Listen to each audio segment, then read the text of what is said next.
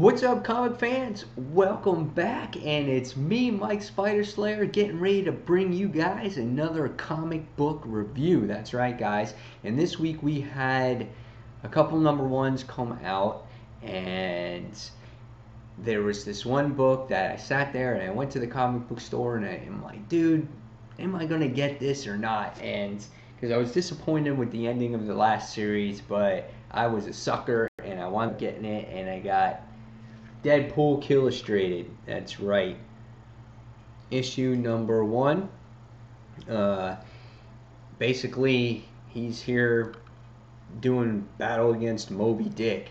Why is he doing battle against Moby Dick?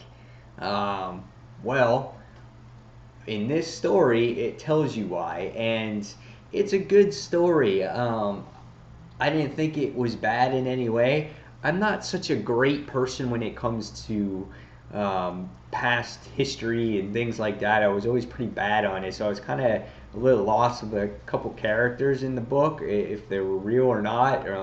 I know Moby Dick. I know the story of Moby Dick, but there were some other characters inside. But I went to the store and I said, you know what? Why not? Because I found out that this kind of continues based off of the last miniseries.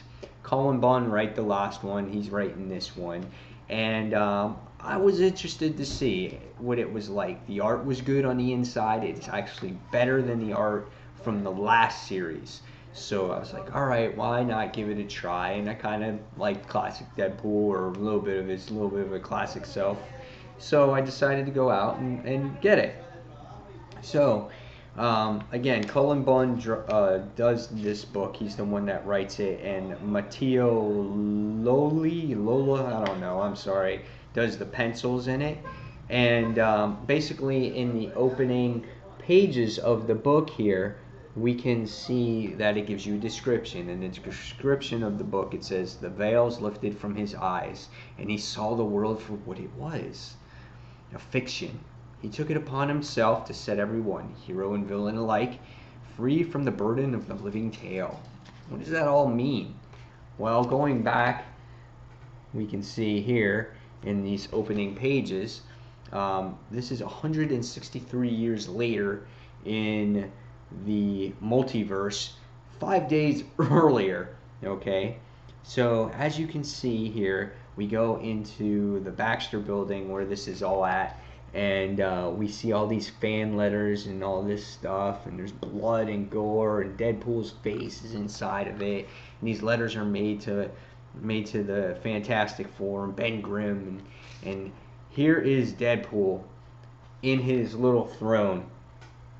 Okay, he's killed everybody, every superhero, not only once, twice, or three times, but multiple times. And for whatever reason, he can't get any satisfaction out of it. He can't understand why Spider-Mans keep coming back, and why Fantastic Fours keep coming back, and why he can't get satisfaction. He even kills himself, and he comes back to life, and you know, he was hoping that he might die, but that's not what happened. So later in the issue, we find that there's all these mad scientists that he's kept captive all this time, and he's trying to create something so this cycle can end. And here we can see that there's Egghead and the leader and mad thinkers behind all this crazy thing, and he's trying to explain to Deadpool that, to end this continuity, he's like, because we're this fiction bunch of characters, he's like, to end this continuity, you have to go back in the past, and you have to destroy all these other things way back when, and it relives all the stuff, kind of the stuff that he did in the past series, how he killed Spider-Man, and how he killed Spider-Man again, and all this other stuff. So Mad Thinker gives him the plan, and he has to, Deadpool goes back, and he kind of has to do some studying, and he goes, "I'm going to the place where I fear the most." And you see him sitting there studying in the library. He's like, "Oh my God, I just can't take it anymore." He's like, "I'd rather kill Spider-Man 800,000 times and do all this stuff." But anyway, what happens is Deadpool goes and he goes to the Baxter building, and Matt Thinker creates this portal to get him back, and he has all this thing to do this watch to travel time, and he gets to go wherever he wants, and hopefully if he kills all these specific characters, that all these other characters won't cease to exist, and the continuity will end. So Deadpool is just sitting there going, "Hey, what a great job!" And he says, "Oh, you guys enjoy the time that you have." And this is really good. In the old, was it classic Robbie the Robot or whatever? Sits there, he got spinning blades that he created, and his Deadpool's face. And he's going and kills everybody here, and he's just sawing them up. He's just got to throw in that last kill because he's just killed everybody in the multiverse. So as this issue goes along, we sit here and we see Deadpool, and he lands in Spain in the year 1610, and it's awesome. Right away, he gets a spear right through his chest, like, and he's just like, oh man, he's like, what is up with that? And we see this guy on a horse. I don't know what kind of knight he is or what his name is supposed to be, and I might be just because I'm bad at all this stuff. And he gets impaled though, and he's riding him on the horse, and he's just sitting there thinking he's some sorcerer and stuff. And Deadpool doesn't have it. He just gets there and just slices his eyeball out. Just flies out of his face, all bloody and gory and all this crap, and just falls to the ground. And he's just like, "Oh no, I'm blinded. I can't see. Please let me continue my quest." Bam! Shoots him in the head. The other guy comes, "Oh, what have you done?" Boom! Shoots him this guy in the head. His eyeball was flying out too. Just thing with eyeballs in here. Next, we go into 1850. We sit there and we find that they see that Moby Dick is dead, and they're just like, "Oh, Moby Dick!" And then the next thing you see is there's this pool of blood that comes out of it, more blood that comes out of it, and plop! Deadpool pops out of Moby Dick like he took down the whale. He like gotten eaten, and he's just like, "Oh my god, I've been hacking through muscle and bone and all this acid, and oh my god, it's disgusting." He pops out of his blowhole. So funny. The crazy thing is something was weird. There was this doll that was here, and it looks like Pinocchio, and he saw the vision out of it real quick, and then it went back, and he was like, "Oh." He's like, "What is that?" He's like, "That's weird." Ishmael comes through, and he's like, "Hey, my name's Ishmael." And he's like, "Oh," because he says, Deadpool goes, "Oh, call me Ishmael." And then Ishmael goes, "Call me Ishmael." And he goes, "You know what else we have in common?" He's like, "I have my knife, and my knife is in your lungs. It's stabbing right through it." Ishmael's dead.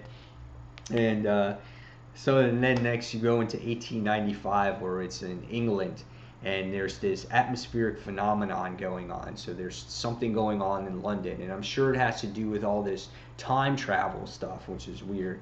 And I think this is supposedly Sherlock Holmes, I guess, and he has this specific message in this thing, and he just ends up the issue going, "The game is afoot," and it says to be continued, and that's the end of the issue. And for your preview for the next issue, we have The Adventures of Tom Sawyer, Deadpool Killustrated, butchering stories from literature's finest authors. Tom Sawyer, Rent and Twain, and then here's the next cover right here. This is awesome. He's got bazookas, Tom Sawyer, dude. This is funny. This was a good book. You got to read it to appreciate it. It's got all those like little catchphrases that Deadpool says in it. The art is solid. Again, I'm not familiar with all the characters in the story, but it was a good read, and I'm interested to see where this series goes from here, and if Deadpool finally finish his mission by killing everything that there is, because that's what he's always wanted. That's what he wanted in the last series when he killed the Marvel Universe, and now he's going forward with it by killing all the past, stories in the history. So it was good. It was a good read. It's just funny, and hopefully it will end up as a good way, unlike the last one. So, guys, tell me what you think. Did you guys pick it up? Did you can afford it? It's $2.99. It's not $3.99, which is good. And tell me what you thought about this issue if you wound up buying it, and maybe my review might help you go out and purchase it. So I'm going to give it I'm probably going to give it like a 4 out of 5. It wasn't perfect. I felt myself a little lost with these characters. I wish they would have said their names a little bit more so you remembered who they were. and it was a lot of story to take in one issue. Maybe they could have spread it out a little bit more, on how Deadpool goes, and not show Moby Dick yet, but just show him going out and then going into the next issue. So I felt there was a lot of story that they tried to cram in here. So that's why I found my problem. So that's why I gave it a 4 out of 5. So again, guys, tell me what you think. And guys, as always, thank you for watching. And this is Mike Spider Slayer signing off. Guys, take care of yourselves. Bye.